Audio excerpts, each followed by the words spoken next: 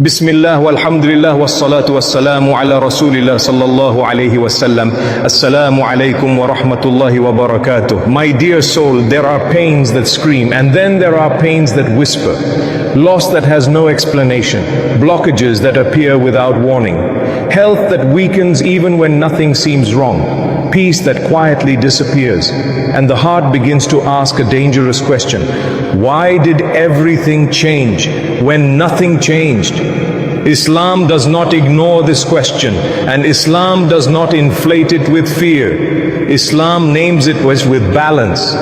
Hasad exists. Ayn is real. This is not folklore. This is not culture. This is revelation. Allah subhanahu wa ta'ala taught us to seek protection and said, "And from the evil of the envier when he envies." This verse was not revealed to scare hearts. It was revealed to protect them. And the Messenger of Allah Muhammad sallallahu alayhi wasallam confirmed the reality of the evil eye, not to make the ummah paranoid, but to make the ummah aware. Because awareness prevents harm, fear multiplies it. But before we go further, we must be precise. Hasad and Ayn are not the same. Hasad begins in the heart. It is an internal fire. It is when someone looks at what Allah subhanahu wa ta'ala gave you and wishes it would disappear, even if they never speak it aloud. Hasad is desire for removal, a quiet resentment, a hidden grudge, a sickness of the heart. Ayn, on the other hand, can happen without hatred. It can come from admiration without dhikr, from amazement without remembering Allah subhanahu wa ta'ala, from a gaze that carries impact without intention. That is why Ayn can come even from someone who loves you. And this is what makes it dangerous, because it does not always announce itself. Hasad and Ayn do not always arrive loudly. They arrive silently. They slip. Through moments of exposure, through unguarded blessings, through hearts that forget the giver. And this is why so many people suffer without ever realizing why. But here is the truth many do not want to hear. Not every hardship is hasad. Not every loss is ayn. Islam does not teach obsession, yet Islam also does not teach negligence. Ignoring hasad and ayn does not make you strong. It makes you unprotected. And blaming everything on hasad does not heal you. It distracts you from responsibility. This is the balance of Islam. Hasad and Ayn affect people silently because they attack where protection weakens. Not because Allah subhanahu wa ta'ala is absent, but because hearts become distracted. Protection weakens when dhikr fades, gratitude is hidden, blessings are exposed without remembrance, tawakkul is replaced with self-display. This is why Allah subhanahu wa ta'ala did not teach us to hide blessings. He taught us to anchor them, to say, MashaAllah, la quwwata illa billah, to remember, this is from my Lord. Because when Allah subhanahu wa ta'ala is remembered, harm loses its permission. And this is why the Quran does not say, seek refuge from the envier always. It says, when he envies, meaning when the harm is activated, when the heart moves from thought to impact. This is precision. This is mercy. But there is something even more subtle and more dangerous. Hasad does not always destroy what you have. Sometimes it blocks what was coming. Opportunities delay, paths close, energy drains, and people assume, I am lazy, I am unlucky, I am failing. When in reality, the heart has been exposed without armor. But do not misunderstand. Allah subhanahu wa ta'ala is never overpowered. Nothing touches you unless He allows it. Nothing reaches you unless it is written. Hasad and Ayn do not override decree. They operate within. It as a test, as a reminder, as a call to return. And this is where healing truly begins. Not by accusing people, not by suspecting every gaze, not by isolating from the world, but by strengthening the connection with Allah subhanahu wa ta'ala. Because fear weakens the soul, but remembrance fortifies it. And here is the warning that must be said, gently but clearly. Not everything is hasad, but ignoring hasad is dangerous. The believer does not panic, and the believer does not deny. The believer prepares. Now we will uncover something uncomfortable. yet essential. How hasad actually enters our lives, why some people are affected more than others, and how certain habits quietly remove protection without us realizing. Stay with me, because healing does not begin with suspicion, it begins with clarity. And clarity is a mercy from Allah subhanahu wa ta'ala. My dear hearts, if hasad and ayn are real, then the next question becomes unavoidable. How do they enter? And more importantly, why does protection sometimes fail? Islam does not answer this by blaming people. It answers by correcting hearts. Because harm rarely enters through force. It enters through open doors. One of the most common doors is this: showing blessings without dhikr. Islam never taught us to hide every blessing, but Islam taught us to frame blessings correctly. The moment a blessing is shown without remembering Allah subhanahu wa ta'ala as the giver, the heart quietly shifts from gratitude to ownership, from humility to display. And this shift is dangerous, because when the heart says, even silently, this is mine, it forgets the one who gave it. And when Allah subhanahu wa ta'ala is forgotten, protection weakens. This is why the Quran repeatedly reminds us, this is from the favor of my Lord, not to suppress joy, but to anchor it. Another door through which hasad enters is forgetting Allah subhanahu wa ta'ala during success. People often remember Allah subhanahu wa ta'ala in hardship, but prosperity tests remembrance more severe. Rely. When things improve, dua shortens, dhikr fades, reliance shifts. And slowly the soul begins to believe that effort alone brought the outcome. This is not arrogance, it is human weakness. But Islam does not ignore weakness, it warns against its consequences. Look at the example Allah subhanahu wa ta'ala himself gives us. Qarun.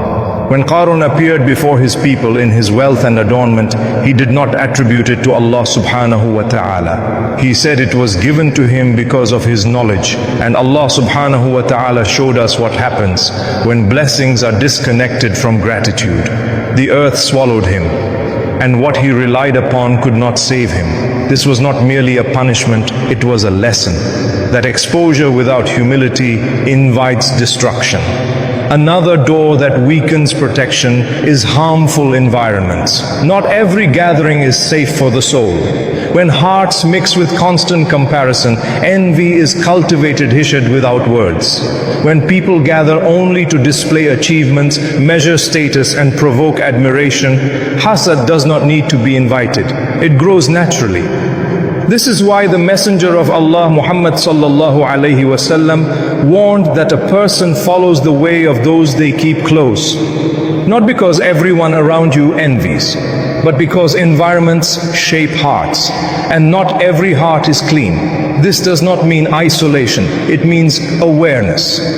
And then there is a door many ignore: sins. Sins weaken spiritual armor, not always immediately, not always visibly, but they create cracks. And hasad and ayn pass through cracks.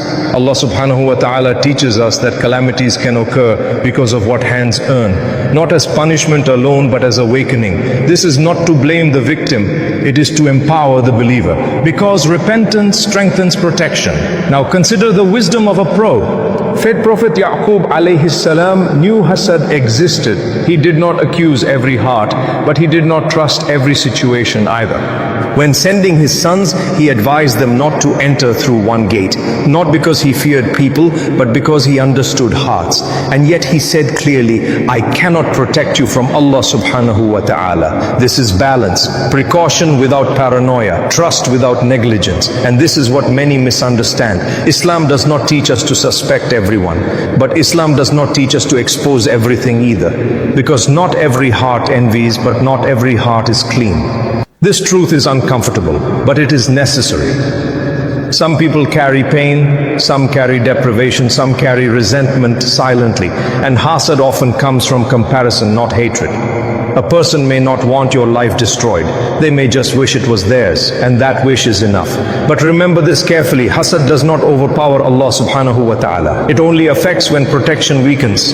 And protection weakens when gratitude is absent, dhikr is forgotten, sin is persistent, exposure is careless. This is not meant to frighten you. It is meant to restore control to where it belongs.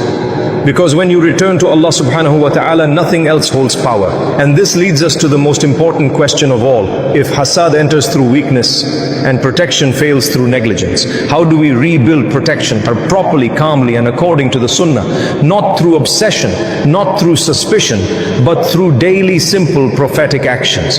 This is where peace returns.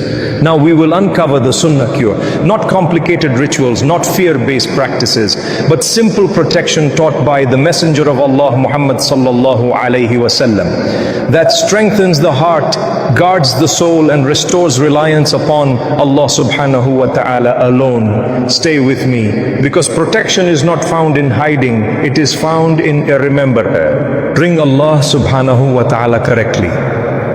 My dear soul, after awareness comes healing. Not panic, not obsession, not living in suspicion of every glance. Islam does not heal fear with fear. Islam heals fear with remembrance. The sunnah cure for hasad and ayn is not complicated, it is consistent, and consistency is more powerful than intensity. The Messenger of Allah Muhammad sallallahu alaihi wasallam did not give the ummah secret rituals. He gave them daily protection, simple actions, repeated with sincerity. This is where strength returns. The first pillar of protection is daily adhkar, morning and evening. Not rushed words, not mechanical repetition, but conscious remembrance. These adhkar are not charms, they are connections. They realign the heart with Allah subhanahu wa ta'ala at the beginning of the day and seal it at the end. A heart that begins with Allah is harder to penetrate. Then come the al-mu'awwidhat, Kul huwa Allahu ahad, Kul a'udhu bi rabbil falaq, Kul a'udhu bi rabbin nas. These were not revealed as poetry, they were revealed as protection.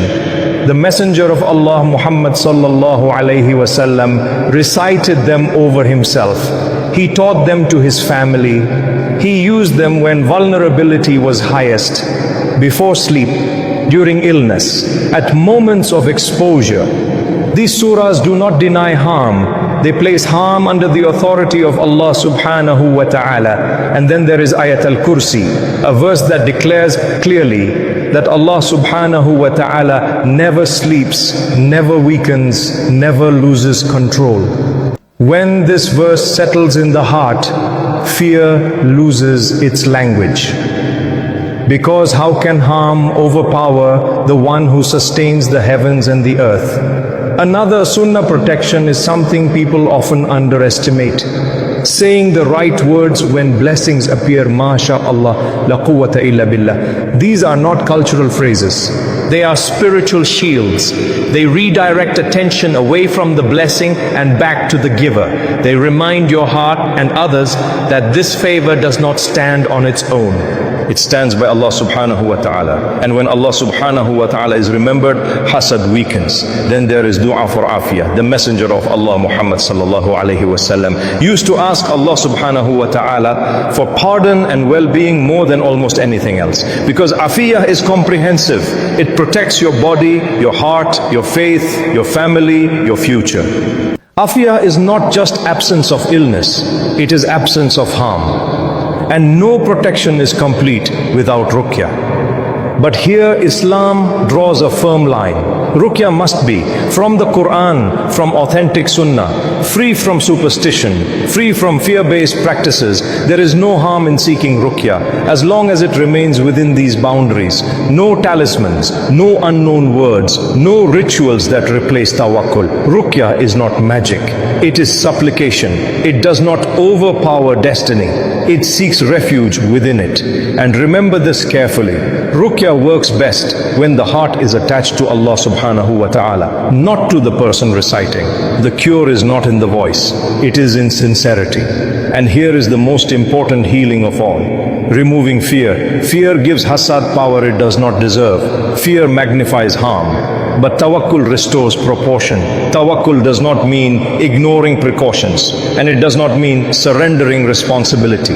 Tawakkul means you take the sunnah seriously, you guard your heart with remembrance, you repent when you fall, you trust Allah subhanahu wa ta'ala with outcomes. This balance is peace. And finally, return to the truth that quiets every worry. Allah subhanahu wa ta'ala is Al-Hafiz, the protector. Not once, not sometimes, always. Hasad does not move unless Allah allows it. Ain does not strike unless Allah permits it. And Allah subhanahu wa ta'ala never abandons a heart that seeks Him sincerely. So do not live afraid. Live aware. Do not accuse hearts. Strengthen your own. Do not obsess over harm. Increase remembrance. And if you have suffered silently, know this. Allah subhanahu wa ta'ala saw it before you felt it. And He is closer to you than any harm ever could be. Protection is not found in hiding from people. It is found in standing firmly with Allah subhanahu wa ta'ala. And whoever is with Allah is never unprotected. If this series brought clarity and relief to your heart, share it so others can heal without fear. And remember, the strongest shield a believer carries is not suspicion.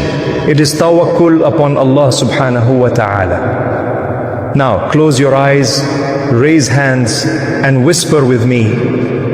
Ya Allah subhanahu wa ta'ala, ihfazna bihifzik, waqfina sharra al-hasidi idha hasad, wa sharra kulli aynin nazarat bila dhikrin lak. Allahumma tahhir qulubana min al-khawf, wa thabbitha ala at-tawakkul alayk. وجلنا نار نعمك فنشكرك ولا ننسك عند الرخاء يا ربنا إن أصبنا أذى قفي لا نعلم سبابه فاشفينا بقرآنك واحفظنا بذكرك واربط قلوبنا بك ربطا لا ينقطع اللهم ارزقنا عافية دائمة في دوننا ودنيانا وأهلنا وجلنا ممن إذا أتوا شكروا وإذا ابتلوا صبروا وإذا خافوا رجعوا إليك إنك أنت الحافظ ولا حفظ إلا بك. O Allah subhanahu wa ta'ala, protect us with your protection. Shield us from the harm of the envier when he envies, and from every eye that looks without remembering you. O Allah, purify our hearts from fear. Anchor them in true reliance upon you. Allow us to see your blessings and remain grateful and never forget you during ease. Our Lord, if we have been touched by hidden harm we do not understand, heal us through your Quran, guard us through your remembrance, and bind our hearts to you with a bond that never breaks. O Allah, grant us lasting well-being in you, our faith, our lives, and our families. Make us among those who are grateful when given, patient when tested, and who return to you whenever they feel afraid. Indeed, you alone are the protector, and there is no protection except through you. Ameen, Ya Rabbal Alameen. My beloved brothers, my beloved sisters, before you leave, if this reminder brought clarity to your heart or lifted a weight you could not explain, press like. Not for us, but so this protection reaches another soul who may be suffering silently. Now pause and be honest with Allah subhanahu wa ta'ala. Have you ever felt unexplained blockages, heaviness, or sudden loss? Write yes or no in the comments. Not for debate, not for judgment, but for sincerity. Also tell us, where are you watching from? Your city or country? So we remember you personally in dua. Let this comment section become a place of collective healing. If you are struggling, write, Ya Allah, grant me protection and afiyah. By Allah subhanahu wa ta'ala, we read your words and we make dua for you. And if you want reminders that protect your heart without fear, return you to Quran and Sunnah, and strengthen your tawakkul in Allah subhanahu wa ta'ala, subscribe to Ayah Pulse, not for content, not for numbers, but so your heart is reminded whenever it feels vulnerable. Because no believer should face hidden pain alone.